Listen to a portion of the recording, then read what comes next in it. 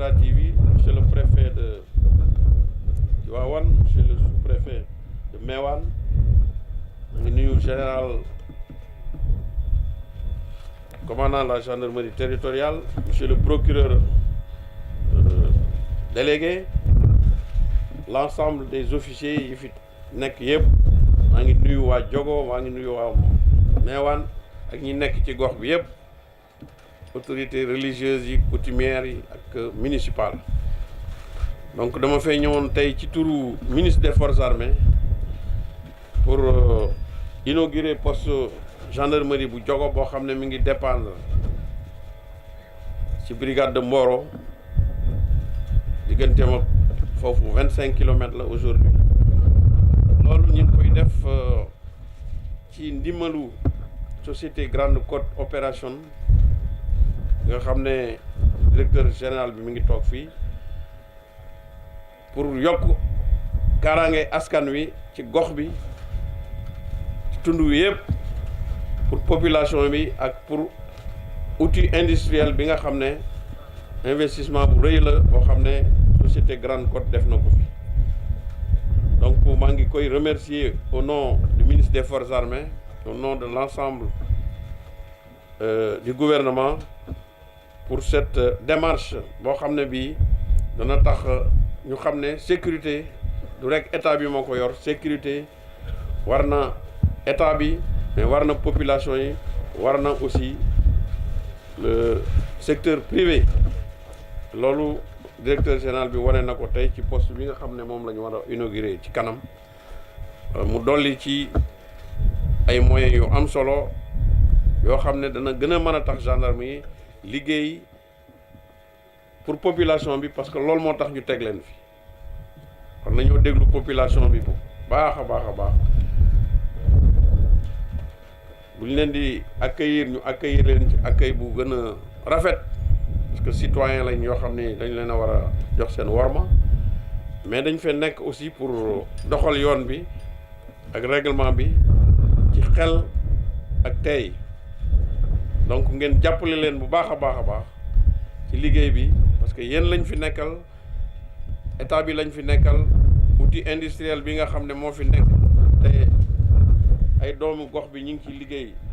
ma ñëpp la fi gendarmerie nekkal donc ngeen jàppale leen ba nga xam ne seen tund wi dana nekk tund boo xam ne am na jàmm ba ñëpp ku ci nekk li ngay liggéey nga mën koo def ci jàmm ak salaam maa ngi leen di gërëm di leen sant encore une fois te dinaa fi dellu si waat gën a waxtaan ak population yi ak état major bi pour que ñu mën a xool kaaraange gi nan lañ ko gën a mën a améliorer ba Sénégal nekk réew mu sedd jërëjëf. Maires et chers amis, messieurs les chefs de village, messieurs les officiers généraux, officiers supérieurs, officiers, sous-officiers, hommes du rang de la gendarmerie qui sont là nombreux, mesdames et messieurs la population de GCO, de Diogo, de GCO, chers amis de GCO, salam alaikum. Merci à vous tous d'être là.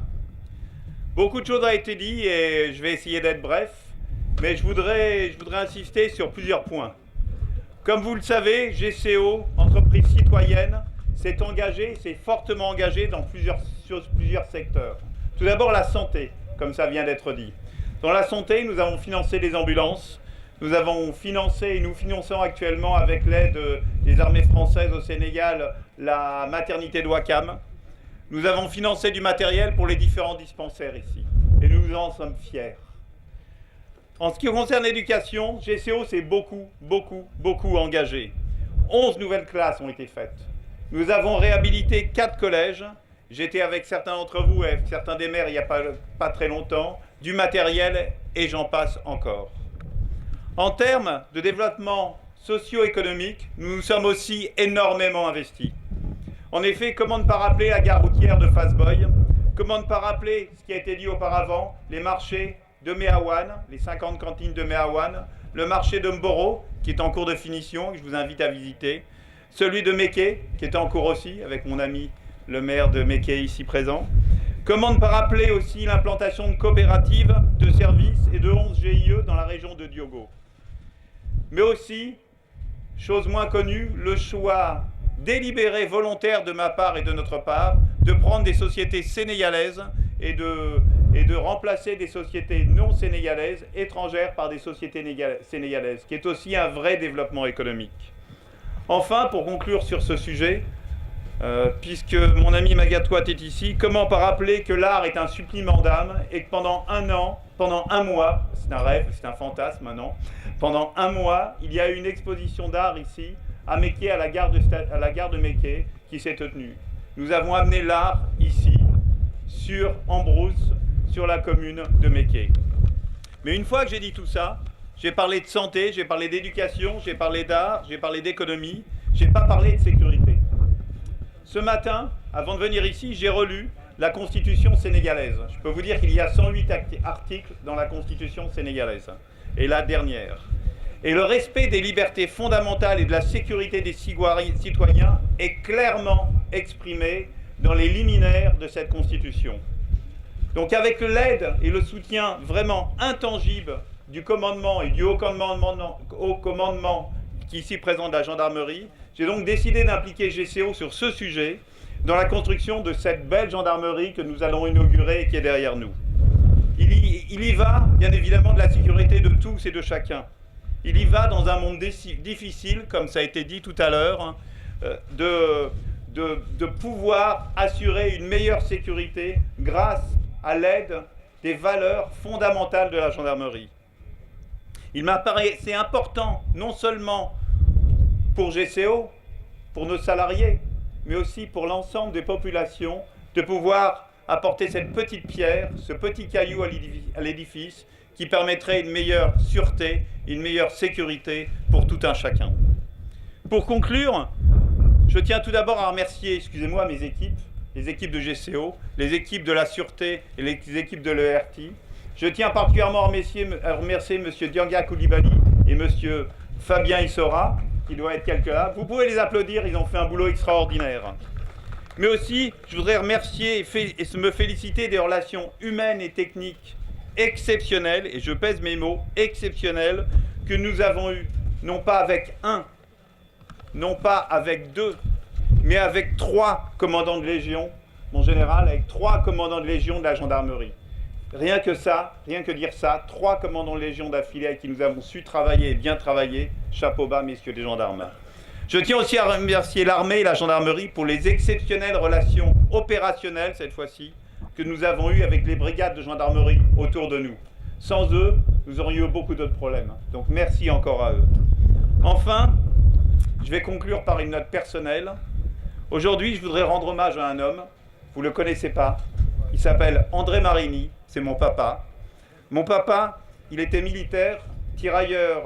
algérien et tirailleur sénégalais. Aujourd'hui, je suis sûr que là-haut, il est très fier de ce que nous avons fait. Merci à vous tous. di ci jiital le ministre des Forces armées ak suñu gan gi le haut commandant de la gendarmerie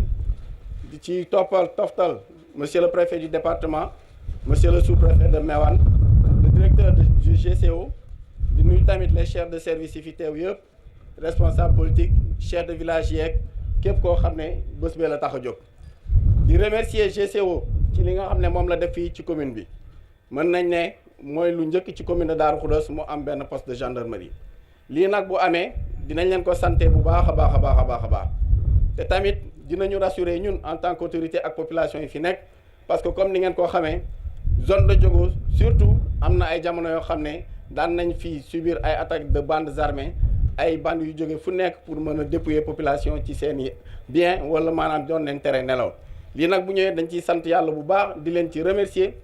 xam ne nag yéen a ngi def GCO ngi def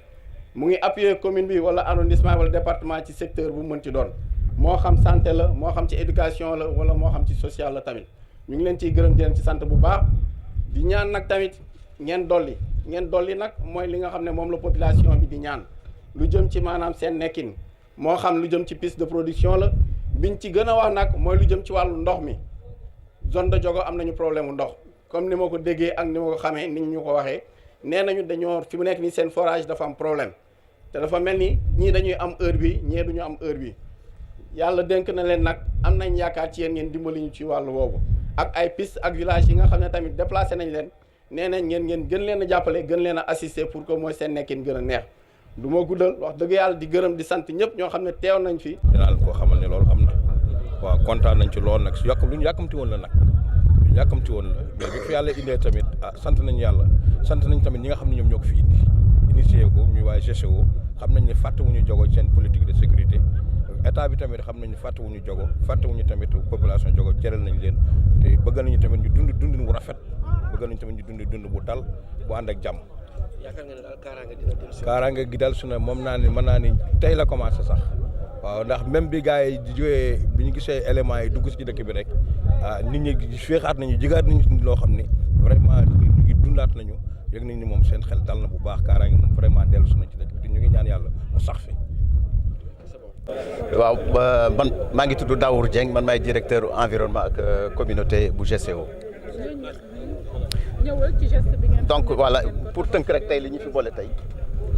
xam ngeen tey ji dañu tabax benn gendarmerie équipé ko jox leen oto doon ko jox tey ñi nga xam ñoo ko yelloo muy gendarmerie ak population yi moo ñu fi boole tey ji muy geste boo xam ni xam nga GCO danaan def lu bari ci ay action sociale yoo xam ni jëm ci ay mbiru tabax école defar ay marché def ay microfinance déplacer ay population tabax ay kër yooyu yëpp def ko mais dafa amoon benn segment boo xam dafa manqué woon mu doon sécurité parce que xam ngeen ni goxu jogo bi gox la boo xam ne économiquement parlant dafa bari en fait activité yooyu nag doon na tax sax des fois ay samba boy da daan bàyyi ba guddi ñu ñëw dugg ci dëkk bi dégg nga dugg ci dëkk bi def fi daal ay ñaawteef ñu yaakaar ni biñ ci waxtaanee avec la gendarmerie ñu xalaat ni lu demee ni poste de gendarmerie dina participer vraiment renforcer sécurité population yi donc gendarmerie li ko tax a jóg en réalité mooy population yi nga xam ñoo yeewoo ci goxu jogo ñu mën a tëdd ci jàmm yeewoo ci jàmm vaquer à leurs occupations ci jàmm.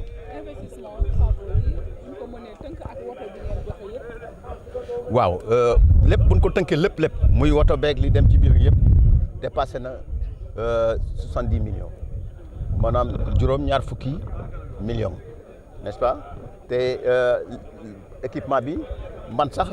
dama cee am lu ma ci neex trop parce que dafa am benn waay boo xam moom lañ dénkoon liggéey bi mu tudd Ndiaga Coulibaly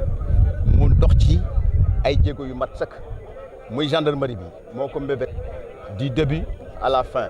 tabax bi moom moo ko yore woon du début à la fin ba def ci sax loo xam ni yokk na ci loo xam ni kenn santul ko woon mais lu baax rek la ci def muy maanaam jëndal leen ay ordinateur wut ay table yooyu yëpp dugal ci biir mais en dehors de tout ça gendarmerie bi poste gendarmerie bi poste bu fonctionnel la bu moderne boo xam ni également dañ leen jox benn oto benn 4x4 boo xam ni pour seen mobilité parce que gendarmerie bu amul oto def naa ni son service du ko mën a def convenablement parce que il faut ñi am def ay déplacement donc muy loo xam ni toujours ci cadre programme social minier bi lañ ko defee mën nañ ko tuddee appui institutionnel mais njëriñu population yi donc moo tax ñu ni programme social minier bi la bokk